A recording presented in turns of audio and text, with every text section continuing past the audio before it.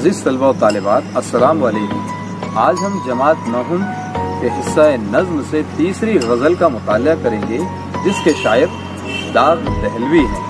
داغ دہلوی اردو سے متعلق یہ بات کہتے ہیں کہ یہ اردو زبان کا جادو ہے کہ بہت سارے لوگ جو اپنی تحریروں میں اپنے تقاریر کو پراثر بنانے کے لیے مختلف اشعار کا استعمال کرتے ہیں، اور اس موقع پر داغ کا یہ شعر اردو کی تعریف میں دہرایا جاتا ہے کہ اردو ہے جس کا نام یہ ہم ہی جانتے ہیں داغ، اردو ہے جس کا نام یہ ہم ہی جانتے ہیں داغ، سارے جہاں میں دھوم ہماری زبان کی ہے۔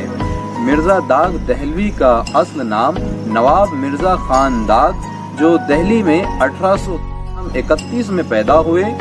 وہ 6-7 برس کی عمر میں ہی ان کے والد کا انتقال ہو گیا۔